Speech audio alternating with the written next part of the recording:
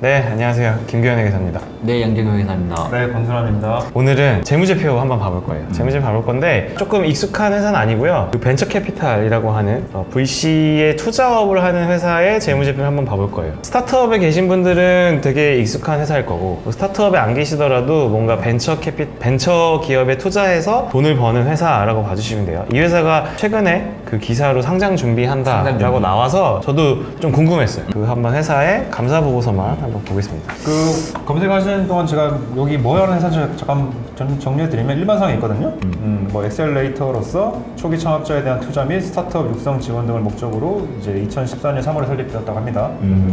이런 회사들이 어떻게 돈을 버는지부터 먼저 말씀을 드리면 크게 두 가지예요. 그러니까 이런 투자 회사들도 보통 본인들이 수백억씩에 갖고 있는 돈으로 투자를 하는 건 아니고 이제 LP라고 해서 소위 말하는 쩐주분들한테 투자를 유치받아요. 내가 투자를 잘합니다.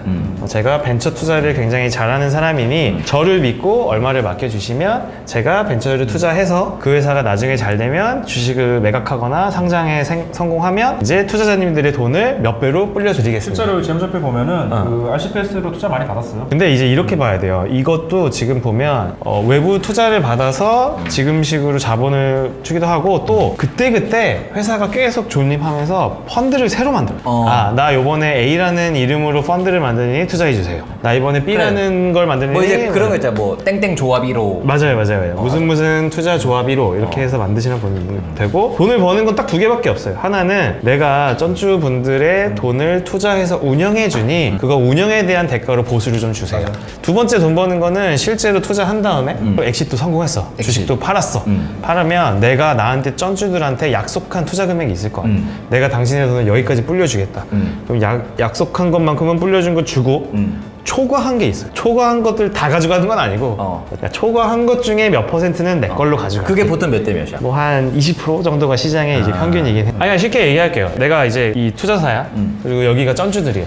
제가 저한테 50억씩 투자해주세요. 그럼 제가 나중에 100억 받았잖아. 150억 만들어 드릴게요. 150억. 그러면 50억 줬는데 50%씩 수익률 높은 거잖아. 그치.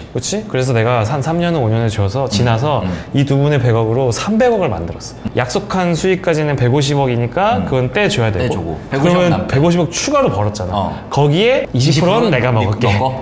나머지는. 그럼 그렇게만 하더라도 150억에 20%면 얼마지? 30억이잖아. 그러니까 나는 투자 행위를 함으로써 그렇게 큰 돈을 벌 수 있는 거죠. 그러네. 그래서 재무제표를 한번 봐보면 좀 신기했던 영역이 있어서 그거를 소개해 드리려고 했어요. 이게 이제 손익계산서예요. 주식회사 퓨처플레이라는 회사고 여기 뭐 대표님이 예전에 크게 엑시트하셔가지고 만든 VC로 알고 있고 매출 중에 이제 용역 매출이 있고 뭐 이런 게 있어요. 이게 이제 관리보수 성격인 것 같아요. 네, 뭐 자세히 보진 않았지만 제 눈에 들어왔던 건 요거였어요. 작년 매출이 570억인 거야. 아니 뭐 이렇게 투자사가 매출이 커라고 하고 봤더니 단기손익, 공정가치 측정 금융자산 관련 이익 그래서 이게 500억이나 있는 거예요. 그러니까 이게 뭐지? 라고 하면 이제 결국 저희는 어디로 가야 되죠? 주석을 가서 봤어요. 주석 8번에 단기손익, 공정가치 측정 금융자산이고요. 손익으로 인식된 금액이 490억 정도가 단기손익, 공정가치,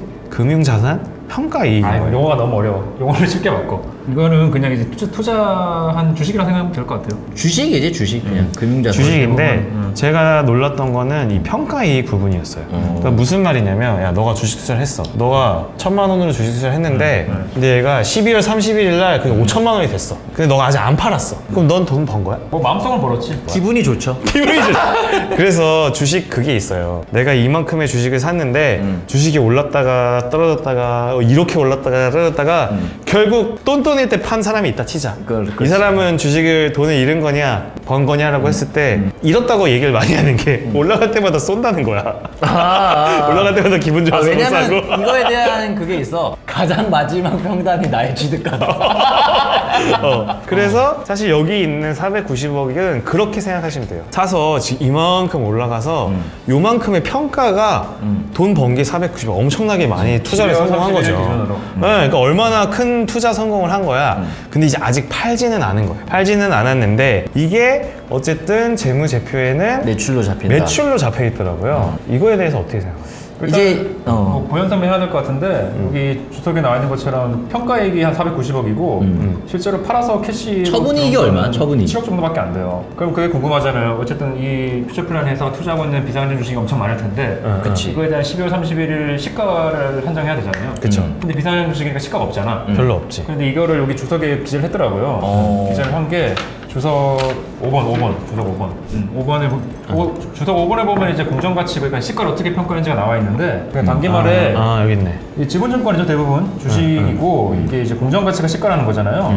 이 시가가 이제 뭐 크게 세 가지를 평가한 것 같은데 첫 번째가 이제 DCF법. DCF법이라는 거는 이제 뭐 설명해 주세요. 뭐 디스카운티드 캐시플로우인데 뭐 이게 가장 기본이 되는 평가 방법이에요. 그러니까 이 회사가 창출하는 현금 흐름을 이제 뭐 한 5년 정도 이제 추정을 해서 평가와 이제 땡겨오는 거죠. 그렇죠. 그럼 이걸 뭐 회계법인에서 의뢰해가지고 이 한 주의 주식이 얼마입니다. 뭐 평가를 받았겠죠.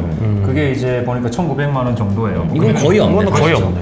대부분 이제 두 번째 634억으로 구성된 매매 사례가인데 보니까 투입 변수가 최근 거래가예요. 그치. 그러니까 이 말은 뭐냐면 우리 퓨처플레이가 보유하고 있는 모든 대부분의 주식을 비상장 주식이 하지만 거래가 되긴 했나 보네요. 그렇죠. 왜냐면은 뭐 예를 들자면 당근마켓도 비상장인데 장외시장에서 거래가 된단 말이죠. 그치. 그럼 그러니까 그걸 이제 갖다 써 최근 갖다 쓴 거래가를 거지. 이제 매매사가로 본 거죠. 근데 이걸 상장 주식이라고 하면 12월 30일 종가로 할 텐데 약간 그거랑 비슷한 개념이라고 보시면 될 것 같아요. 그 개념이지. 그 개념이 이제 비상장 버전인 거지. 그리고 세 번째가 이제 이거는 뭐 원가법이라고 해가지고 취득원가네. 이건 그냥 내가 꽂은 돈. 이건 뭐 없대. DCF 애매한 거죠. DCF 가치 평가를 할 수 없어서 뭐 가치 변동에 대한 명확한 증거가 없기에 비상장 주식 평가 가이드라인에 따라 취득원가 공정가치를 책정하였습니다. 이렇게 돼 그래서 있어요. 한 줄로 정리해드리면 퓨처플레이가 투자하고 있는 많은 비상장 주식의 최근 거래가로 산정을 해가지고 시가를 평가를 했고 그때 이제 평가 금액이랑 뭐 400억 정도가 이제 매출로 가버린 거죠.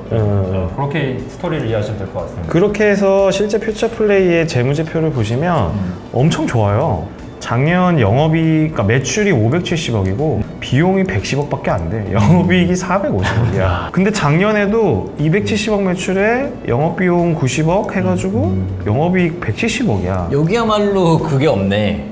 변동비가 없네. 여기는 변동비가 뭐 아예 없고 그냥 다 그냥 고정비네. 응. 그러니까 사실 이걸 보면 퓨처플레이가 투자한 것들이 굉장히 잘 됐다는 뜻이고 이렇게 팔지 않은 주식의 차익에 대해서 나는 매출로 잡는 게 맞냐는 전 솔직히 잘 이해가 안 돼. 사실 이게 이제 오늘 컨텐츠의 핵심이거든요. 그러니까 뭐냐면 저는 주식을 내가 요때 샀는데 이게 최근에 요만큼 거래돼. 그럼 나는 이만큼 벌었어 또는 나의 재산이 이만큼 늘었다는 건 재무 상태표에는 표현 당연히 해야 된다고 봐. 왜냐면 이게 시가인데. 예를 들어 우리 그런 거 많잖아. 막 30년 전에 어디 부동산을 뭐 예를 들어 1억 주고 샀어요. 근데 재무제표에 아직도 1억이라고 되어 있는 건 나는 이게 잘못된 거라고 생각하거든. 이게 만약에 지금 땅값이 100억이라면 100억이라고 써야지. 근데 매출이다? 라고 하는 건 저는 이해는 안 되는데 이게 매출로 잡은 건 결국 이 회사가 투자 회사고 투자 회사니까. 투자 회사는 본업이 투자업이고 평가이익 잡힌 것도 돈을 번 걸로 보는 게 실질에 맞다 라고 했을 것 같아요. 그래서 한 건데 이거 IFRS 회계처리겠지? 계정가운 근데 명. 약간 그게 좀 의문이 되는 거죠. 어쨌든 이 대부분 비상장 주식일 텐데 매매가 엄청 활발하게 일어나지는 않을 거 아니야. 그럼 과연 이 가격대로 다시 팔 수 있는지가 의문이 드는 거고 그게 이제 활성 시장은 아니란 거지. 그래서 난 궁금한 게 그거야. 예를 들어 이렇게 높이 된 걸 매출로 다 잡았다면 만약에 그 중에 한두 개가 잘 안 돼서 매매 사례가액이 급격히 낮아졌어. 그러면 다 영업 비용으로 갈 거 아니야. 어느 순간 한 번에. 맞지 않아? 그러니까 그게 좀 애매한 거지. 매매 사례가를 뭘로 적용하는 건지. 그렇지. 그게 되게 애매한 거지. 잘 모르겠어. 그런 거야. 예를 들어 내가 투자했던 회사가 시리즈 그 다음 시리즈 가다보면 밸류가 계속 올랐어. 그러면 보통 유상증자 받으면서도 구주거래 조금씩 있잖아. 그렇지. 이제 그걸 이제 그게 이제 여기 들어왔을 것 같아. 내가 볼 때. 근데 그 주식 거래는 약간 좀 특수한 경우지. 주식 거래 수가 적을 거야. 내가 볼 때. 전체 유통 주식 물량 중에 정말 그 시장 상장 주식처럼 막 몇십 프로가 왔다 갔다 하는 게 아니라 소수의 주식이 매매 사례가 될 텐데 이걸 매출로 잡으면 그리고 그걸 기준으로 상장이 간다는 건데. 제 생각은 그런 것 같아요. 어쨌든 손익계산서라는 거는 플로우 개념이잖아요. 그러니까. 근데 이거는 어떤 느낌이냐면 스탁 개념을 플로우로 잡아버려. 그래서 내가 불편한 거지, 약간. 그치. 이게 되시나? 이게 되게 인사이트 있는 말인데. 그러니까 손익계산서라는 건 이 손익 경영성과인데 이걸 12월 31일 시점으로 딱 그 그거만 쭉 삐져내가지고 그냥 매출 잡아버린 거니까. 그러니까 나는 퓨처플레이가 투자를 잘한 건 BS의 적정한 방식을 보여줘도 다 이해할 수 있지 않을까 이거였던 근데 거지. 궁금한 건 이게 손익으로 잡았으면 BS도 같이 올라갔을 거 아니야. 당연히 같이 그러면 올라갔지. 내년에 요만큼밖에 안 올랐어. 그러니까 올해는 이만큼 올라서 매출로 다 갔을 거고 내년 여기서 요만큼밖에 안 올랐어. 그럼 요게 증분만 또 다시 매출로 그렇지, 갔어. 그건 맞지. 그러니까 이게 되게 이상하잖아. 이제 내가 이제 이 VC 재무제표가 어색한 걸 수도 있지. 어색해서. 되게 어색하네. 너무 크겠지. 결국에는 이게 또 어디랑 연관되냐면 결국에는 이게 매출은 엄청 많은데 이게 사실 현금유입이 없는 매출일 거란 말이에요. 현금으로 한번 보자. 당연히 없겠지. 평가이기니까 매출이 없지. 아니 현금흐름이 없지. 아, 그렇네. 영업 활동이나 현금은 이게 제일 중요해요. 제가 봤을 때는. 그러니까 이제 일반적인 장사하는 회사들은 봐봐 이거는 마이너스 52억이잖아. 그리고 그치? 현금 규모 자체가 되게 작아. 우리 아까 전에 근데 이게 맞지 사실. 뭐 그냥 이제 투자 받고 그냥 돈 박아놓은 거 이제 맞아. 60억 이제 꺼내 썼나 보네. BS랑 PL 대비해서 현금 흐름표 규모가 되게 좀 볼품없지. 근데 이걸 보는 사람들은 매출 570억? 이렇게 이제 보이니까 오해할 수 있지 않나? 570억을 버는 회사구나. 그치. 그래서 오해할 수 있지 않나 싶어서 뭐 IFRS가 나보다 당연히 똑똑하니까 잘했을 텐데. 근데 현금 흐름은 똑같지 않아? 그래서 제가 알기로 이제 이런 VC로 상장된 회사들도 있는데 에이티넘. 에이티넘도 되게 있고 많아요. 그러니까 좀 다 오래됐어요. 오래됐고 뭐 돈을 굉장히 큰 돈을 벌었던 회사들이 많고 상장도 되어 있곤 한데 약간 이제 그게 옛날 약간 그런 거예요. 뭐라 해야 되지? 조금 더 엑셀러레이팅이라 그래서 작은 투자 이쪽까지도 상장 시장에 지금 넘어오고 있어요. 그래서 그러니까 이제 초기 투자자. 초기 투자자까지 와. 여기도 초기 투자자고 또 작년 재작년에 블루포인트 파트너스 거기도 상장했어? 비슷한 회사인데 상장하려고 했었어. 근데 내가 알기로 우리가 지금 이야기하고 있는 게 금감원이랑 상장 거래소에서도 계속 논의가 되는 거야. 아니 그러니까 뭐 이제 이게 시가총액이 맞냐, 뭐 이제 등등 예를 들어 그런 식으로 하다 보니 그러니까 뭐 여기는 이제 큰 돈이 한 번에 빡 들어오거든요. 빡 왜냐면 들어오지. 이제 펀드를 한번 결성하면은 이제 결성하고 엑시까지가 한 보통 5년 7년이잖아. 큰 돈은 이제 5년 7년 지내 한번 푹 들어오는 거란 말이야. 근데 이제 여기는 약간 주식을 사면은 대부분 일반적인 회사는 투자 활동으로 들어가는데 여기는 영업 활동으로 들어가는 건 좀 약간 그런 거지. 근데 궁금한 건 그거야. 투자 조합의 손익 계산서조차 이렇게 평가액이 매출로 가지 않았냐는 거지. 그러면 지분법 손익이 여기 들어오는 거잖아.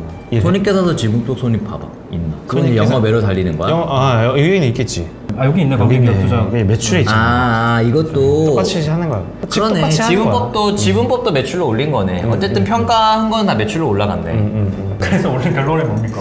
그래서 결론은 결론은- 퓨처 플레이 재무제표가 헷갈려. 재밌다. 반대로 생각해 보면은 그럼 이 회사는 그러면 매출이 거의 안 나올 텐데. 안 매출이 그냥 이렇게 시간대가 가다가 한 번 빡 나오겠지. 안 나오지. 이게 또 맞는 건가? 정보 이용자한테? 이게 이제 충돌되는 거야.